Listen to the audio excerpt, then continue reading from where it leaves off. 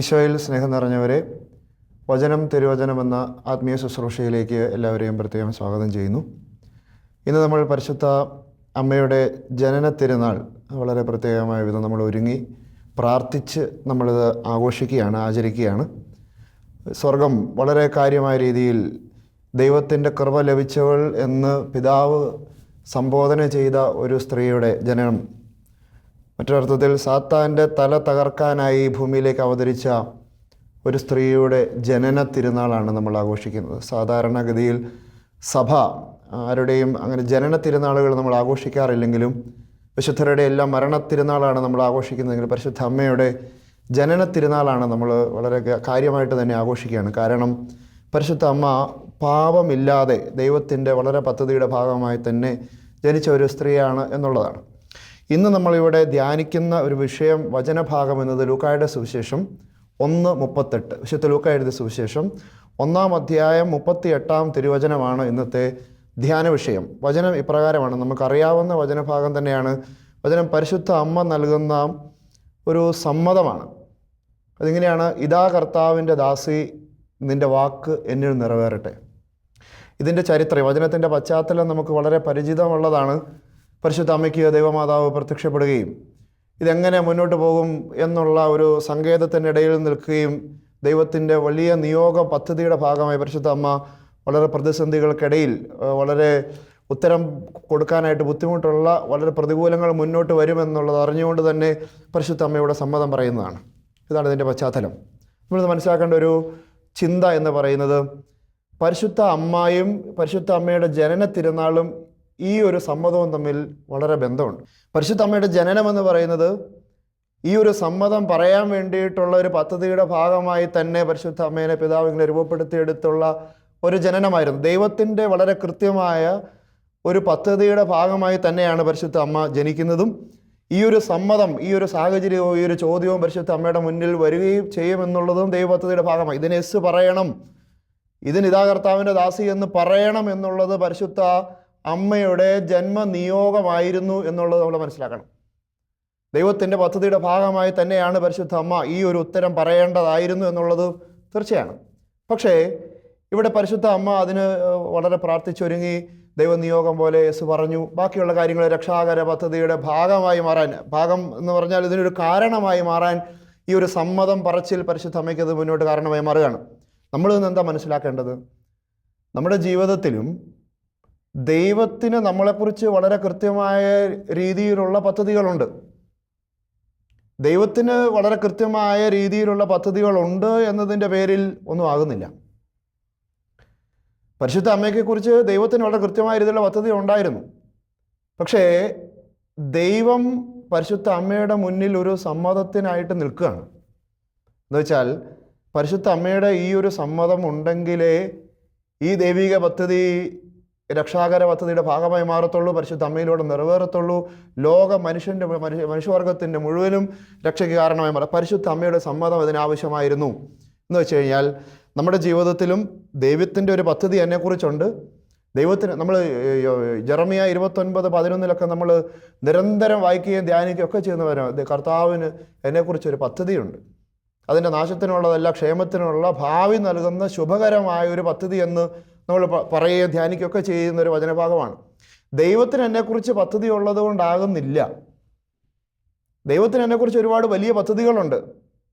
പക്ഷേ ഈ ദൈവിക പദ്ധതിക്ക് മുന്നിൽ ഞാൻ സമ്മതം പറയുന്ന നിമിഷം മാത്രമേ ഇത് രക്ഷയ്ക്ക് കാരണമായി മാറുന്നുള്ളൂ. മറ്റൊരാക്കി പറഞ്ഞാൽ, നമ്മൾ പലപ്പോഴും ഈ ദൈവിക പദ്ധതി എന്താണെന്ന് അറിയുന്നില്ല. നമ്മൾ നമ്മുടേതായ ഒരുപാട് പദ്ധതികളും പ്ലാനും കാര്യങ്ങളെല്ലാം കൊണ്ടുവന്നിട്ട് ഇത് നടപ്പിലാക്കാൻ വേണ്ടിയിട്ട് നമ്മൾ പ്രാർത്ഥിക്കുകയാണ്. പരിശുദ്ധ അമ്മ ഇത് എസ് പറഞ്ഞാൽ മുന്നോട്ട് പോകാൻ നമുക്കറിയാം. യഹൂദ ചരിത്ര പശ്ചാത്തലം അനുസരിച്ച് പരിശുദ്ധ അമ്മ ഇതിന് എസ് പറഞ്ഞു കഴിഞ്ഞാൽ പരിശുദ്ധ അമ്മയുടെ ജീവിതത്തിൽ സമീപഭാവിയിൽ ഉടനെ തന്നെ കല്ലെറിഞ്ഞ് കൊല്ലപ്പെടാനായിട്ടുള്ള എല്ലാ സാധ്യതയുണ്ട്. കാരണം വിവാഹ നിശ്ചയം കഴിഞ്ഞിരിക്കുന്ന ഒരു പെൺകുഞ്ഞ്, ഇവർ കല്യാണത്തിന് മുന്നേ ഗർഭിണിയായി കാണപ്പെടുന്ന ഒരു സാധ്യത, അങ്ങനെ വന്നു കഴിഞ്ഞാൽ കൊലപാതകമാണ് അതിൻ്റെ ശിക്ഷ. യഹൂദ പശ്ചാത്തലം കല്ലെറിഞ്ഞ് കൊല്ലണം. ഈ കൊലപാതകം, ഈ വരുന്ന മുന്നോട്ട് പോകുന്ന ദുരനുഭവങ്ങളെല്ലാം പരിശുദ്ധ അമ്മ മുന്നേ കൂട്ടി അറിഞ്ഞിട്ടും ഇതിന് സമ്മതം മൂളി എന്നുള്ളതാണ്. എന്ന് വെച്ചാൽ ദൈവിക പദ്ധതി അറിഞ്ഞ് മുന്നോട്ട് പോയ സമയത്ത് പ്രതികൂലങ്ങൾ മുന്നിൽ വരുമെന്ന് അറിഞ്ഞിട്ട് പരിശുദ്ധ അമ്മ അതിന് സമ്മതം മൂളിയെങ്കിൽ സ്നേഹം നിറഞ്ഞവരെ, നമ്മൾ ഒന്ന് ദൈവിക പദ്ധതി, എന്നെക്കുറിച്ചുള്ള ദൈവത്തിൻ്റെ പദ്ധതി എന്താണെന്ന് നമ്മൾ മനസ്സിലാക്കണം. അതല്ലാതെ എൻ്റെ ഹിതം എൻ്റെ പദ്ധതികൾ നടപ്പിലാക്കുന്നതിനപ്പുറം ദൈവിക പദ്ധതിക്ക് ഞാൻ സ്വയം സമർപ്പിക്കുന്നിടത്താണ് ഞാൻ രക്ഷയുടെ ഭാഗമായി മാറുന്നത് എന്നുള്ളതാണ്. നോക്കിയേ, ഈശോയുടെ ജീവിതത്തിലും ഈ ദൈവിക പദ്ധതി ചില ഗത്സമയ തോട്ടത്തിലൊക്കെ വരുമ്പോൾ സംഘർഷപൂരിതമായ ഒരു അവസ്ഥയിലൂടെ കടന്നു പോകുന്നുണ്ട്. അവിടെയും ഈശോ ദൈവിക പദ്ധതിക്കായിട്ട് സ്വയം സമർപ്പിക്കുകയാണ്. ഈ സമർപ്പണത്തിലൂടെയാണ് രക്ഷാകര പദ്ധതി പരിശുദ്ധ അമ്മയുടെ ജീവിതത്തിലും നമ്മുടെ ജീവിതത്തിലെല്ലാം നിറവേറുന്നത്. നമ്മളും ദൈവിക പദ്ധതി എന്താണെന്ന് അറിഞ്ഞതുകൊണ്ട് മാത്രമാകുന്നില്ല. അതുകൊണ്ട് മിക്ക പ്രവാചകൻ്റെ പുസ്തകം 4-ാം അധ്യായം അതിൻ്റെ 12-ാമത്തെ വചനത്തിൽ, മിക്ക 4:12 വചനം ഇങ്ങനെയാണ്: കർത്താവിൻ്റെ വിചാരങ്ങൾ അവർ അറിയുന്നില്ല, അങ്ങയുടെ ആലോചനകൾ മനസ്സിലാക്കുന്നില്ല എന്നുള്ളതാണ്. നമ്മളിത് ആദ്യമായി നമ്മൾ ചിന്തിക്കേണ്ടത് എന്നെക്കുറിച്ചുള്ള ഈശോയുടെ പദ്ധതി എന്താണ്. പരിശുദ്ധ അമ്മയുടെ ജനനത്തിരുന്നാൾ നമ്മൾ ആഘോഷിക്കുമ്പോൾ എന്നെക്കുറിച്ചുള്ള എൻ്റെ പദ്ധതിയല്ല, എന്നെക്കുറിച്ചുള്ള ഈശോയുടെ പദ്ധതി എന്താണ്, എന്നെക്കുറിച്ചുള്ള ഈശോയുടെ പദ്ധതി എന്താണ്, അത് ഞാൻ നടപ്പിലാക്കാൻ വേണ്ടിയിട്ട് ഞാൻ എൻ്റെ ഇഷ്ടങ്ങൾ മാറ്റിവെച്ചിട്ട് നമ്മൾ സ്വയം സമർപ്പിക്കുന്നിടത്താണ് ഞാനും രക്ഷാകര പദ്ധതിയുടെ ഭാഗമായി മാറുന്നത്, രക്ഷയ്ക്ക് കാരണമായി മാറുന്നത് എന്നുള്ളതാണ് നമ്മൾ ചിന്തിക്കേണ്ട ഒരു വിഷയം. ഇവിടെ നമ്മൾ മനസ്സിലാക്കേണ്ട മറ്റൊരു കാര്യം, പരിശുദ്ധ അമ്മയുടെ മുന്നിൽ സ്വാതന്ത്ര്യം ഉണ്ടായിരുന്നു ഈ പദ്ധതിക്ക് നോ പറയാൻ.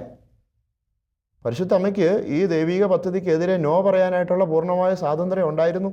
ആരും നിർബന്ധിച്ചിട്ടോ പ്രത്യേക സമ്മർദ്ദത്തിൻ്റെ കീഴിലോ അല്ല പരിശുദ്ധ അമ്മ ഇതിന് യെസ് പറയുന്നത്. ഈ യെസ് പറച്ചിൽ എന്ന് പറയുന്നത് ആദ്യത്തെ ജനനത്തിൽ പാപമില്ലാതെ ജനിച്ച ആ പരിശുദ്ധ അമ്മ അതേ അവസ്ഥയിൽ തന്നെ ഇപ്പോഴും നിലനിൽക്കുന്നു എന്നതുകൊണ്ടാണ് പരിശുദ്ധ അമ്മയ്ക്ക് ഈ ഒരു സാഹചര്യത്തിലും യെസ് പറയാനായിട്ട് പറ്റിയത്, ദൈവപദ്ധതി മനസ്സിലാക്കാനായിട്ട് പറ്റിയത്. അതുകൊണ്ടാണല്ലോ സ്വർഗം പരിശുദ്ധ അമ്മയെ കൃപ നിറഞ്ഞവൾ എന്ന് വെച്ചാൽ ജനനത്തിലെ അതേ കൃപാവരങ്ങൾ ഇപ്പോഴും പരിശുദ്ധ അമ്മ ജീവിതത്തിൽ കാത്തു സൂക്ഷിച്ചവളാണ്. കറ പുരളാത്ത സ്ത്രീ, പാപത്തിൻ്റെ മലിനത ജീവിതത്തിൽ ലേശം പോലും വശാത്ത വിശുദ്ധയായി ആ കിട്ടിയ നിർമ്മലതയെ കാത്തു സൂക്ഷിച്ചവളാണ് പരിശുദ്ധ അമ്മ. അതുകൊണ്ടാണ് പരിശുദ്ധ അമ്മയ്ക്കൊരു ജീവിതത്തിൻ്റെ ദുർഘട സാഹചര്യങ്ങളിൽ വരുമ്പോൾ, ഒരു പ്രതികൂല സാഹചര്യങ്ങൾ കൃത്യമായി ഈ പദ്ധതിയോട് ചേർന്ന് നിൽക്കാൻ, ദൈവിക പദ്ധതിയോട് സമ്മതം മൂളാനായിട്ട് പരിശുദ്ധ അമ്മയ്ക്ക് സാധിച്ചു എന്നുള്ളതാണ്. പരിശുദ്ധ അമ്മയ്ക്ക് സ്വാതന്ത്ര്യം ഉണ്ടായിരുന്നു നോ പറയാൻ. പരിശുദ്ധ അമ്മയ്ക്ക് അതിനോട് നോ പറയാമായിരുന്നു. എങ്കിലും പരിശുദ്ധ അമ്മ യെസ് പറഞ്ഞെങ്കിൽ, പരിശുദ്ധ അമ്മയെ നിർബന്ധിച്ച് യെസ് പറയിപ്പിച്ചതല്ല, പരിശുദ്ധ അമ്മയ്ക്ക് നോ പറയാമായിരുന്നു. നമ്മൾ മനസ്സിലാക്കണം, എനിക്കും മാമോദീസ എന്ന് പറയുന്ന കൂദാശയിലൂടെ എനിക്ക് കിട്ടിയിരിക്കുന്ന വലിയൊരു കൃപയാണ് ഈ ഉത്ഭവ പാപത്തിൽ നിന്നുള്ള മോചനം. കർമ്മപാപത്തിൽ നിന്ന് മാമോദീസയുടെ മോചനം കിട്ടുന്നുണ്ട്. എന്നുവെച്ചാൽ മാമോദീസയ്ക്ക് ശേഷം പരിശുദ്ധ അമ്മയ്ക്കടുത്ത വിശുദ്ധി സഭയുടെ ഔദ്യോഗിക കൂദാശയിലൂടെ എൻ്റെ ശിരസിൻ്റെ മീതെ വീശിയിട്ടുണ്ട്. എനിക്കും പരിശുദ്ധ അമ്മയ്ക്കും തമ്മിൽ യാതൊരു വ്യത്യാസങ്ങളില്ല. എനിക്കിഞ്ഞ് അതിശക്തമായ രീതിയിലുള്ള പ്രലോഭനങ്ങൾ ഉണ്ടായതുപോലെ തന്നെ പരിശുദ്ധ അമ്മയ്ക്കും പ്രലോഭനങ്ങൾ ഉണ്ടായിട്ടുണ്ട്. ഈശോയുടെ ജീവിതത്തിൽ പ്രലോഭനങ്ങൾ ഉണ്ടായിട്ടുണ്ടെങ്കിൽ പരിശുദ്ധ അമ്മയുടെ ജീവിതത്തിൽ പ്രലോഭനങ്ങളില്ലാതെ ദൈവം ഇങ്ങനെ സംരക്ഷിച്ച് പാപം ചെയ്യാതെ കൊണ്ട് നടന്ന ഒരു സ്ത്രീയല്ല പരിശുദ്ധ അമ്മ. പാപത്തിൻ്റെ പ്രലോഭനങ്ങളുടെ നടുവിൽ അതിനോട് നോ പറഞ്ഞ് ജീവിച്ചവളാണെങ്കിൽ പരിശുദ്ധ അമ്മ ഈ ഇത്രമാത്രം ധീരതയോടുകൂടി ഇങ്ങനെ പ്രലോഭനങ്ങളെ എതിർത്ത് യെസ് പറഞ്ഞ് മുന്നോട്ട് പോയെങ്കിൽ ഈ പരിശുദ്ധ അമ്മയുടെ മാതൃക നമുക്ക് വളരെ പ്രധാനപ്പെട്ടതാണ്. ജീവിതത്തിൻ്റെ പ്രതികൂലങ്ങൾക്കിടയിൽ, പ്രലോഭനങ്ങൾക്കിടയിൽ എൻ്റെ പദ്ധതികൾക്കപ്പുറം ദൈവത്തിൻ്റെ പദ്ധതികളോട് ചേർന്ന് നിൽക്കുവാൻ സ്വാതന്ത്ര്യത്തോടെ തന്നെ അതിൻ്റെ മുന്നിൽ യെസ് പറയുമ്പോഴാണ് ഞാനും രക്ഷാകര പദ്ധതിയുടെ ഭാഗമായി മാറുന്നത്. അവിടെ നമ്മൾ മനസ്സിലാക്കണം, പരിശുദ്ധ അമ്മയുടെ ഒരു സമ്മതം അനേക മനുഷ്യ മക്കൾക്ക് രക്ഷയ്ക്ക് കാരണമായി മാറി. നമുക്കറിയാം, ഒരാൾ തിന്മ ചെയ്താൽ അത് അയാൾക്കും അയാളുടെ കുടുംബത്തിനും സമൂഹത്തിനും നാശത്തിന് കാരണമായി മാറും. അത് നമ്മളത് വ്യാഖ്യാനിക്കേണ്ട ആവശ്യമുള്ള കാര്യമല്ല. ഒരാളുടെ തെറ്റ് അയാൾക്ക് നാശമാണ്, കുടുംബത്തിന് നാശമാണ്, സമൂഹത്തിന് നാശമായിട്ട് മാറുകയാണ്. അയാൾക്ക് നിത്യനാശത്തിലേക്ക് അയാൾ പോവുകയും ചെയ്യുകയാണ്. എന്നാൽ അതുപോലെ തന്നെ ഒരാൾ രക്ഷയിലേക്ക് വന്നാൽ ആ രക്ഷ അനേകായിരങ്ങളുടെ രക്ഷയ്ക്ക് കാരണമായി മാറും എന്നുള്ളതാണ്. എന്നുവെച്ചാൽ എൻ്റെ സമ്മതം, ഞാൻ രക്ഷാകര പദ്ധതിയുടെ ഭാഗമായി മാറിയാൽ ഞാൻ മൂലം എൻ്റെ ജീവിത പങ്കാളി രക്ഷയ്ക്ക് കാരണമായി മാറണമെന്നുള്ളതാണ്. ഞാൻ മൂലം എൻ്റെ മക്കൾ രക്ഷയ്ക്ക് കാരണമായി മാറണമെന്നാണ്. ഞാൻ മൂലം എൻ്റെ കൂടെ ജീവിക്കുന്ന ആളുകൾ രക്ഷയ്ക്ക് കാരണമായി മാറണം. അവിടെയാണ് ഈ നമ്മൾ ദൗത്യം പൂർത്തിയാക്കപ്പെടുന്നത്. അതായത് മിഷൻ ദൗത്യം, ഈശോയുടെ ദൗത്യം, ഈശോയിലെ മറ്റുള്ളവർക്ക് കൊടുക്കുന്നൊരു ദൗത്യം പരിശുദ്ധ അമ്മയുടെ ജനനത്തിലൂടെ നമ്മളിങ്ങനെ ചിന്തിക്കുമ്പോൾ അത് എന്നിലൂടെ പൂർത്തിയാക്കപ്പെടണമെന്നുണ്ടെങ്കിൽ ഞാനും ഇങ്ങനെ ഈശോയുടെ പദ്ധതിക്ക് യെസ് പറയണം. ഒന്നാമത്തെ ചിന്ത അതാണ്. ദൈവിക പദ്ധതിയെ ഞാൻ മനസ്സിലാക്കി അതിന് സമ്മതം പറയുന്നിടത്താണ് ഞാൻ രക്ഷാകര പദ്ധതിയുടെ ഭാഗമായി മാറുന്നത്. ഇനി രണ്ടാമത് ഈ വചനം നൽകുന്ന ചിന്ത, ഈ വചനം തന്നെയാണ് നമ്മൾ ധ്യാനിക്കുന്ന ലൂക്ക 1:38. ഇതാ കർത്താവിൻ്റെ ദാസി, നിന്റെ വാക്കിന് നിറവേറട്ടെ. രണ്ടാമത് ഈ വചനം നൽകുന്ന ഒരു ചിന്ത എന്ന് പറയുന്നത് എന്ന് പറഞ്ഞാൽ ഇതിൻ്റെ ഒരു ചരിത്ര പശ്ചാത്തലം നമ്മൾ മനസ്സിലാക്കിയാൽ പരിശുദ്ധ അമ്മ ഇങ്ങനെ യേശു പറയുന്നതിന് മുന്നിൽ ഒരു സ്ത്രീ നോ പറഞ്ഞതിൻ്റെ ഫലമാണ്, ഒരു ചരിത്രമുണ്ട്. ഹവ്വ എന്ന് പറയുന്ന സ്ത്രീ ദൈവത്തിൻ്റെ കൽപ്പനകൾക്ക് മുന്നിൽ വളരെ ക്ലാരിറ്റിയോടുകൂടി തൻ്റെ ഇടത്തോടുകൂടി ദൈവം ചെയ്യരുതെന്ന് പറഞ്ഞ കൽപ്പനയുടെ മുന്നിൽ നോ പറഞ്ഞുകൊണ്ട് ദൈവപദ്ധതിക്കെതിരെ പ്രവർത്തിച്ച ഒരു സ്ത്രീയുടെ ചരിത്രമുണ്ട്.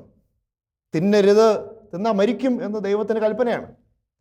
ഈ തിന്നരുതെന്ന് പറഞ്ഞതിനെ മനഃപൂർവ്വം ലംഘിച്ച് എന്ന് വെച്ചാൽ പ്രലോഭനങ്ങളുടെ നടുവിൽ വീണുപോയ ഒരു സ്ത്രീയാണ്.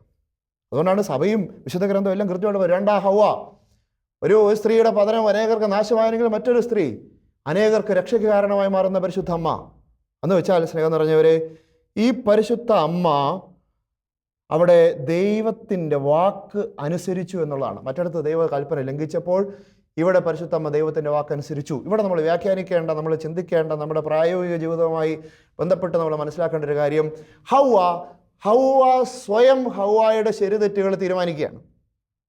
എനിക്ക് ദൈവത്തെ പോലെ ആകണം, നന്മതിന്മകൾ അറിയണം, ശരിതെറ്റുകൾ ഞാൻ തീരുമാനിക്കണം. അവിടെയാണ് തെറ്റ് സംഭവിക്കുന്നത്.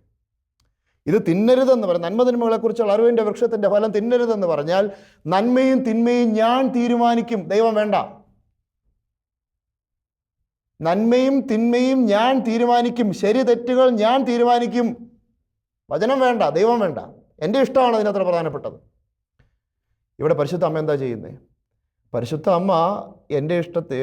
അമ്മയുടെ ഇഷ്ടത്തിനല്ല ഫോക്കസ് കൊടുത്തത്. പരിശുദ്ധ അമ്മ എന്ത് ചെയ്തു? പരിശുദ്ധ അമ്മ അവിടെ ദൈവത്തിൻ്റെ ഇഷ്ടത്തിൻ്റെ മുന്നിൽ, നിന്റെ വാക്ക് എന്നിൽ നിറവേറട്ടെ. മുന്നോട്ട് പോയ പ്രതിസന്ധികൾ ഉണ്ടാകുമെന്ന് അറിഞ്ഞിട്ടും ദൈവത്തിൻ്റെ ഇഷ്ടത്തിന് മുന്നിൽ, അതായത് എൻ്റെ ഇഷ്ടമോ എൻ്റെ ശരിതെറ്റുകളോ അല്ല പ്രധാനപ്പെട്ടത്, ദൈവത്തിൻ്റെ ശരിതെറ്റുകളാണ് എൻ്റെ ജീവിതത്തിൽ പ്രധാനപ്പെട്ടത് എന്ന് മനസ്സിലാക്കുകയാണ്. പക്ഷേ എന്ന് പറഞ്ഞവരെ, വളരെ ദുഃഖത്തോടു കൂടെ തന്നെ നമ്മളൊരു ആധുനിക കാലഘട്ടം നമ്മൾ ചിന്തിക്കേണ്ട ഒരു കാര്യം, നമ്മുടെ തലമുറ എന്ന് പറയുന്നത് ശരി തെറ്റുകൾ, എൻ്റെ ഇഷ്ടമാണ് എൻ്റെ ശരി.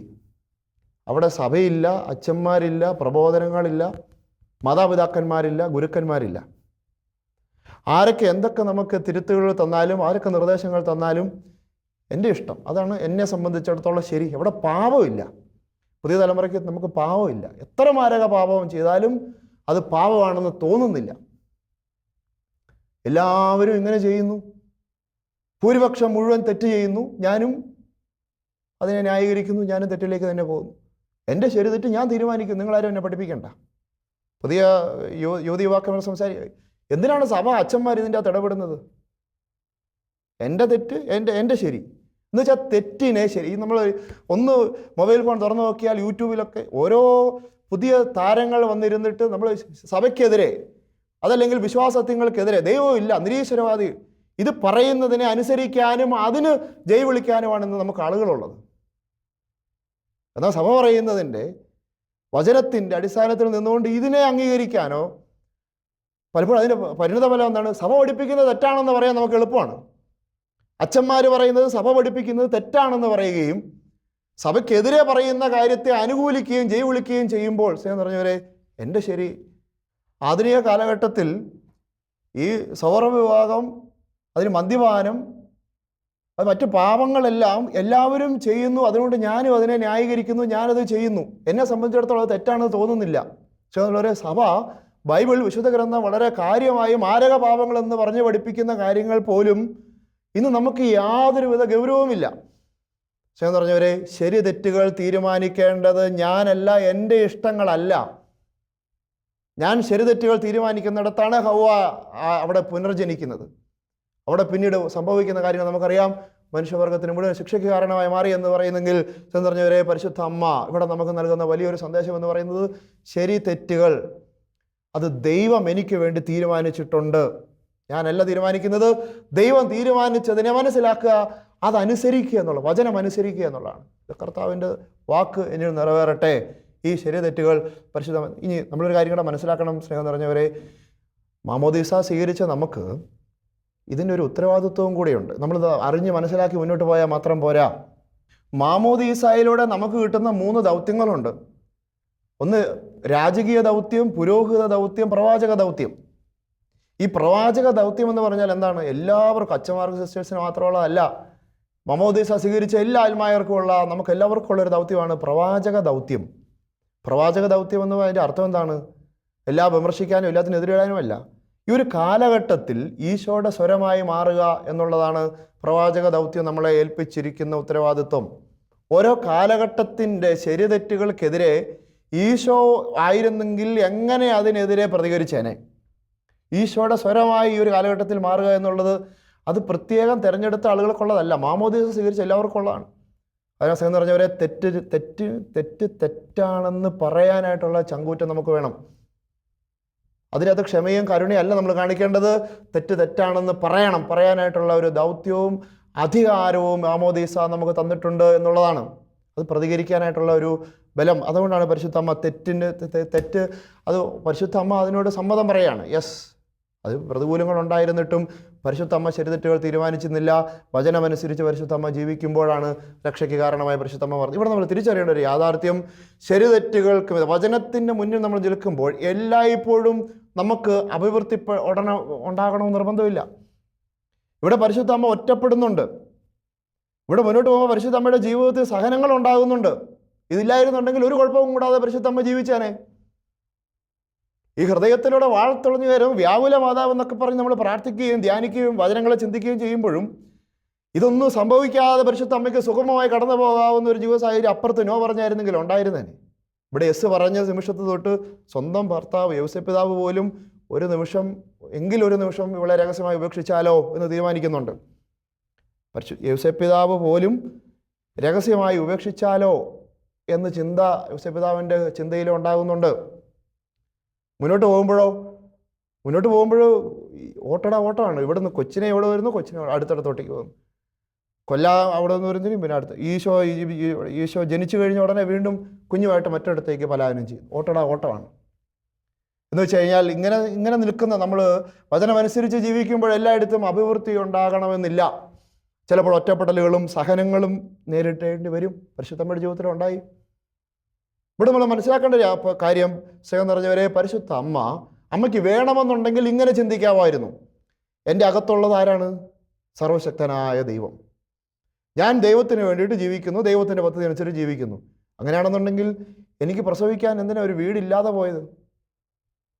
എൻ്റെ അകത്തുള്ള ദൈവമാണെന്നുണ്ടെങ്കിൽ എനിക്ക് പ്രസവിക്കാൻ എന്തുകൊണ്ട് വീടില്ലാതെ പോയി? പരിശുദ്ധ അമ്മയ്ക്ക് ചിന്തിക്കാം. അതുകഴിഞ്ഞ് പരിശുദ്ധ അമ്മ ഇങ്ങനെ എന്തിനാ ഓടുന്നത്? വിശ്വസിച്ച് പ്രാർത്ഥിച്ചാൽ പോരെ? ഈ ദൈവം എന്ന് പറയുന്നത് പഴയ നിയമത്തിൽ ഒരുപാട് അത്ഭുതങ്ങൾ പ്രവർത്തിച്ച ദൈവമല്ലേ? ഈ ദൈവമല്ലേ ചെങ്കടൽ വിഭജിച്ചത്? ഈ ദൈവമല്ലേ 400 വർഷത്തെ അടിമത്തത്തിൽ നിന്ന് ഇസ്രായേൽ ജനത്തെ വിമോചിപ്പിച്ചത്, ഫറവോയുടെ അടിമത്തത്തിൽ വിമോചിപ്പിച്ചത്? ഈ ദൈവമല്ലേ ജെറീക്കോ കോട്ട തകർത്തത്? ഈ ദൈവമല്ല മരുഭൂമിയിൽ ഇസ്രായേൽ ജനത്തിന് കഷ്ടതയുടെ നാളുകളിൽ മന്ന കൊടുത്തത്, അത്ഭുതം സംരക്ഷണമായി മാറിയത്? ഈ ദൈവത്തിന് എന്തുകൊണ്ടാണ് എൻ്റെ ഞെരുക്കത്തിൻ്റെ കാലത്ത് ഇടപെടാൻ കഴിയാതെ പോയത്? വിശ്വസിച്ച് പ്രാർത്ഥിച്ചായിരുന്നെങ്കിൽ വീട് കിട്ടിയല്ലായിരുന്നോ? വിശ്വസിച്ച് പ്രാർത്ഥിച്ചായിരുന്നെങ്കിൽ പരിശുദ്ധ അമ്മയ്ക്ക് തടസ്സങ്ങൾ കൂടാതെ ഒരു സ്ഥലത്തിരുന്ന് കുഞ്ഞിന് ജന്മം നൽകാൻ മേലായിരുന്നോ? പരിശുദ്ധ അമ്മ അങ്ങനെ ചിന്തിച്ചില്ല. മറ്റൊരു വാക്യത്തിൽ പറഞ്ഞാൽ, ഈശോയ്ക്ക് വേണ്ടി ജീവിക്കുകയാണ് എന്ന് പറഞ്ഞ് ഈശോയെ ഉപയോഗിച്ച് പരിശുദ്ധ അമ്മ ജീവിച്ചില്ല. മറ്റു വാക്യത്തിൽ പറഞ്ഞാൽ, ദൈവമാതാവ് എന്ന് പറയുന്ന പദം, സ്ഥാനം, പ്രിവിലേജ് ആയി പരിശുദ്ധ അമ്മ എടുത്തില്ല. അത് ചൂഷണം ചെയ്തിട്ടില്ല. പരിശുദ്ധ അമ്മ പറഞ്ഞില്ലത്. ഈ സഹനത്തിന് നടുവിലൂടെ തന്നെ കടന്നുപോയി എന്നുള്ളതാണ് പരിശുദ്ധ അമ്മ നമുക്ക് നൽകുന്ന വലിയൊരു മാതൃകയാണ്. ഈ ദൈവമാതൃത്വം എന്ന് പറയുന്നത് പരിശുദ്ധ അമ്മ ഈ ഈശോയെ ഉപയോഗിച്ചുകൊണ്ട് അത്ഭുതം പ്രവർത്തിക്കാമെന്ന് പരിശുദ്ധ അമ്മ പോയില്ല. കുരിശിൻ്റെ വഴിയിലൂടെ തന്നെയാണ്, ഈ സഹനത്തിൻ്റെ വഴിയിലൂടെ തന്നെയാണ് പരിശുദ്ധ അമ്മ ആ ഈശോയുടെ ആദ്യ നാളുകളിലും അവസാന നാളുകളിലേക്ക് പോകുമ്പോൾ നമ്മൾ തന്നെയാണ് പരിശുദ്ധ അമ്മയുടെ ജീവിതത്തിൽ കാണുന്നത്. ഈ സമർപ്പണമാണിത്. ഇത് കർത്താവിൻ്റെ ദാസി, നിന്റെ വാക്ക് ദൈവിക പദ്ധതിയുടെ മുന്നിൽ സമർപ്പിച്ചു. താൽക്കാലിക നേട്ടങ്ങൾക്കോ അഭിവൃദ്ധിക്കോ ഐശ്വര്യത്തിനോ വേണ്ടിയിട്ടായിരുന്നില്ല ആ സമർപ്പണം. നാലാൾ അറിയാം ഞാൻ ദൈവമാതാവാണെന്നറിയാം. ഞാനായിരുന്നെങ്കിൽ എന്ത് ചെയ്തേനെ? എൻ്റെ വീട്ടിലാണ് ഞാൻ ഇത്രയും എൻ്റെ മകനോ ആയിട്ടായിട്ട് ഈശ്വരിക്കുന്നെങ്കിൽ തീർച്ചയായിട്ടും ഒരു വലിയ പ്രതിസന്ധികൾക്കിടയിൽ ഈ ദൈവത്തെ ഉപയോഗിച്ചുകൊണ്ട് ഞാൻ ഉന്നതി, എൻ്റെ ജീവിതത്തിന് സമൃദ്ധി, ഐശ്വര്യത്തിന് വേണ്ടിയിട്ട് ഞാൻ പ്രവർത്തിച്ചേനെ. പരിശുദ്ധമ്മ നമുക്ക് തരുന്നു ഈശോയ്ക്ക് വേണ്ടിയിട്ട് നമ്മൾ ജീവിക്കുമെന്ന് പറയുമ്പോൾ ഈശോ ഉപയോഗിക്കുകയല്ല, ഈശോയ്ക്ക് വേണ്ടിയിട്ട് സഹനം സ്വീകരിക്കുക എന്നുള്ളതാണ്. ഈശോയോട് ചേർന്ന് നിന്ന് സഹനം സ്വീകരിക്കുക എന്നുള്ളതാണ് പരിശുദ്ധമ്മ. ഇതിൻ്റെ പാരമ്യം എന്ന് വെച്ചാൽ, സ്നേഹം നിറഞ്ഞവരെ, ഈ സമർപ്പണം, ഇതാ കർത്താവിൻ്റെ ദാസി നിൻ്റെ വാക്കെന്നിൽ നിറവേറട്ടെ എന്ന് പറയുന്ന ഈ സമർപ്പണത്തിൻ്റെ പാരമ്യം എന്നത് നമ്മൾ കാണുന്നത് കുരിശിലാണ്. അത് കുരിശിലാണ് കാണുന്നത്. ഈ സമർപ്പണം അത് ഒറ്റ സമർപ്പണമായിരുന്നില്ല, നിരന്തരമായിട്ടുള്ള സമർപ്പണമായിരുന്നു. ഈ സമർപ്പണത്തിൻ്റെ പാരമ്യം നമ്മൾ കാണുന്നത് കുരിശിലെ നമ്മൾ ചിന്തിച്ചു കഴിഞ്ഞാൽ, നമ്മൾ നോർമലി ഒരമ്മ എന്ന നിലയിൽ ഞാനാണ് പരിശുദ്ധ അമ്മയുടെ സ്ഥാനത്ത് എന്ന് നിന്നുകൊണ്ട് നമ്മൾ ആ ഒരു കുരിശിൻ്റെ പശ്ചാത്തലത്തെ നമ്മൾ ചിന്തിച്ച് നോക്കിയാൽ, സ്വന്തം മകൻ ഇങ്ങനെ അതിദാരുണമായ രീതിയിൽ കുരിശിലേക്ക്, ആളുകളുടെ എല്ലാം മുന്നിൽ വെച്ച് ഇങ്ങനെ കുരിശിലേക്ക് ആരവങ്ങളുടെയും കൂക്കുവിളികളുടെയും ഇടയിലൂടെ ഇങ്ങനെ വീണ് ഏകാന്തതയിലൂടെ ഇങ്ങനെ നടന്നു പോകുമ്പോൾ ഏതൊരമ്മയായാലും സഹായത്തിനായിട്ട് അപേക്ഷിക്കില്ലേ? നമ്മളൊന്ന് ചിന്തിക്കുകയല്ലേ, നോക്കി ഈശോ അത്ഭുതം പ്രവർത്തിച്ച ഒരുപാട് വലിയ വലിയ ആളുകളുണ്ട്. അവരെയൊക്കെ ഒന്ന് ഉപയോഗിച്ച്, ഒരു സ്വാധീനം ഉപയോഗിച്ച് എങ്ങനെയല്ലേ ഈ കുരിശിൽ നിന്ന് ഈശോയെ നിറക്കാൻ, അല്ലെങ്കിൽ ഇതൊന്ന് തടസ്സപ്പെടുത്താൻ, ഈശോയെ ഒന്ന് ഒഴിവാക്കാൻ? പീലാത്തോസിൻ്റെ അടുത്തിൽ പരിശുദ്ധ അമ്മയ്ക്ക് ഒരു സ്വാധീനം പീലാത്തോസിൻ്റെ അടുത്ത് നിന്നിട്ട് പറയാമേലേ? അത് പടയാളികളുടെ മുന്നിൽ ചെന്നിട്ട് പരിശുദ്ധ അമ്മയ്ക്കെന്ന് പറയാമേലേ, ഒന്ന് സഹായിക്കണം, ഈശോയെ എൻ്റെ മകനാണ്, ചെയ്യരുത് എന്ന് പരിശുദ്ധ അമ്മ പറഞ്ഞിട്ടില്ല. അതല്ലെങ്കിൽ ശിഷ്യന്മാരുടെ മുന്നിൽ നിന്ന് പറയാം, ശിഷ്യന്മാരുടെ ഒരു ചെറിയ ആശ്വാസത്തിന് വേണ്ടിയിട്ട് ശിഷ്യന്മാരുടെ എല്ലാം പറയാമായിരുന്നു പരിശുദ്ധ അമ്മയ്ക്ക്? ഇല്ല. കുരിശിൻ്റെ ചുവട്ടിൽ പരിശുദ്ധ അമ്മ ഇങ്ങനെ മറ്റുള്ളവരുടെ മുന്നിൽ സഹായത്തിന് വേണ്ടിയിട്ട് കേണിട്ടില്ല. കുരിശിൻ്റെ ചുവട്ടിൽ പരിശുദ്ധ അമ്മ ചെയ്തത് കുരിശിൻ്റെ ചുവട്ടിൽ നിന്നു എന്നുള്ളത് മാത്രമാണ്. ശേഷം പറഞ്ഞവരെ, ഈ പരിശുദ്ധ അമ്മ നമുക്ക് നൽകുന്ന വലിയൊരു മാതൃക എന്നത് ജീവിതത്തിൽ പ്രതികൂലങ്ങളുടെ പ്രതിസന്ധികൾ ഉണ്ടാകുമ്പോൾ അത്ഭുതങ്ങളിലേക്ക് ഓടരുത് എന്നുള്ളതാണ്. ഓടിയില്ല പരിശുദ്ധ അമ്മ, അവിടെ നിന്നു. അത്ഭുതങ്ങളുടെ പിന്നെ ഓടാനായിട്ടുള്ള ഒരു മാർഗമല്ല പരിശുദ്ധ അമ്മ, മറിച്ച് പരിശുദ്ധ അമ്മ ഈ സഹനത്തിൻ്റെ നടുവിൽ കുരിശിൻ്റെ ചുവട്ടിൽ നിന്നുകൊണ്ട് രക്ഷയ്ക്ക് കാരണമായി മാറി എന്നുള്ളതാണ് നമ്മൾ പരിശുദ്ധ അമ്മയുടെ ഇതാ കർത്താവിൻ്റെ ദാസി നിൻ്റെ വാക്ക് എന്നെ നിറവേറട്ടെ എന്ന് പറയുന്ന വചനത്തെ നമ്മൾ ആഴപ്പെട്ട് ധ്യാനിക്കുമ്പോൾ നമ്മൾ ചിന്തിക്കേണ്ടത്, അതായത് പരിശുദ്ധ അമ്മ ഈശോയെ കുരിശിൽ നിന്ന് രക്ഷപ്പെടുത്താൻ വേണ്ടിയിട്ട് ഒരു മാർഗവും ഉപയോഗിച്ചില്ല. നമ്മൾ പരിശുദ്ധ അമ്മയുടെ മുന്നിൽ നിന്നുകൊണ്ട് പ്രാർത്ഥിക്കുകയും മാധ്യസ്ഥ അപേക്ഷിക്കുകയും തീർച്ചയായിട്ടും പരിശുദ്ധ അമ്മ ഇടപെടും. ഒരുപാട് ആളുകളിലേക്ക് പരിശുദ്ധ അമ്മ ഇടപെടുന്നുണ്ട്. മാധ്യസ്ഥ ശക്തി എന്ന് പറയുന്നത് അത്ഭുതകരമായ ദൈവിക ശക്തി പരിശുദ്ധ അമ്മയുടെ മാധ്യസ്ഥത്തിന് വഴിയായിട്ട് ഈശോയിൽ നിന്ന് നമുക്ക് ലഭിക്കുന്നുണ്ട്, നമുക്കറിയാം. പക്ഷേ ഒരു യഥാർത്ഥ ക്രിസ്ത്യാനി, സത്യസന്ധമായി വചനത്തെ അനുസരിക്കുന്നവൻ ഇങ്ങനെ അത്ഭുതങ്ങളുടെ പിന്നാലെ ഓടുന്നതിനപ്പുറം കുരിശിൻ്റെ ചുവട്ടിൽ നിന്ന പരിശുദ്ധ അമ്മയെ ധ്യാനിക്കുന്നവനാകണം എന്നുള്ളതാണ്. അവിടെ നിന്നേ രക്ഷയ്ക്ക് കാരണമായി എനിക്ക് മാറാൻ പറ്റുള്ളൂ. അത്ഭുതം കിട്ടി ഭൂമിയിൽ ഐശ്വര്യമായിട്ട് എനിക്ക് ജീവിക്കാൻ പറ്റും, അത് ദൈവം തരും.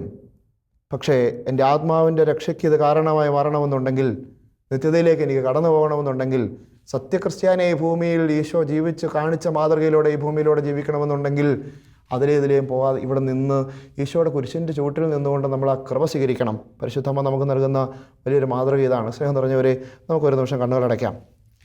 ഈ ഒരു സുദിനം എന്ന് പറയുന്നത് നമ്മളെ സംബന്ധിച്ചിടത്തോളം വളരെ പ്രധാനപ്പെട്ടൊരു ദിനമാണ്. സെപ്റ്റംബർ 8 പരിശുദ്ധ അമ്മയുടെ ജനന തിരുനാൾ. പരിശുദ്ധ അമ്മ പറയുന്ന വാക്ക് ലൂക്ക 1:38 വചനം ഇങ്ങനെയാണ്: ഇതാ കർത്താവിൻ്റെ ദാസി നിൻ്റെ വാക്ക് എന്നെ നിറവേറട്ടെ. എൻ്റെ ജീവിതത്തിലും കുടുംബത്തിലും ഞാനായിരിക്കുന്ന ഇടങ്ങളിലും ദൈവഹിതം അതനുസരിക്കുവാൻ, ഭർത്താവിനും ഭാര്യയ്ക്കും ഇടയിൽ പരിശുദ്ധ അമ്മ യോസേപ്പ് പിതാവിനെ അനുസരിച്ചതുപോലെ പരിശുദ്ധ അമ്മയുടെ അകത്ത് ഈശോ ഉണ്ടായി. പരിശുദ്ധ അമ്മയ്ക്കാണ് ഗബ്രിയേൽ ദൂതന് ദർശനം കിട്ടിയത്. പക്ഷെ എന്നിട്ടും യോസേപ്പ് പിതാവ് പറയുന്നതനുസരിച്ചു. ഞാനൊന്ന് പ്രാർത്ഥിച്ച് നോക്കട്ടെ, എനിക്കാണല്ലോ ഈ ദർശനം കിട്ടിയത്, അതുകൊണ്ട് ഞാൻ പറയുന്നത് ശരിയാവത്തുള്ളൂ എന്ന് പരിശുദ്ധ അമ്മ പറഞ്ഞില്ല. യോസേപ്പ് പിതാവ് പറഞ്ഞു ഇങ്ങോട്ട് പോകാം, അന്നേരം അത് പോയി. തീർച്ചയായിട്ടും ഈ ദൈവഹിതത്തിന് സ്വയം സമർപ്പിച്ച് നമ്മൾ ജീവിക്കാനായിട്ടുള്ളൊരു കൃപ ഈ ജനന തിരുനാളിൽ പരിശുദ്ധ അമ്മ ഏവർക്ക് നൽകട്ടെ എന്ന് പ്രാർത്ഥിക്കുന്നു.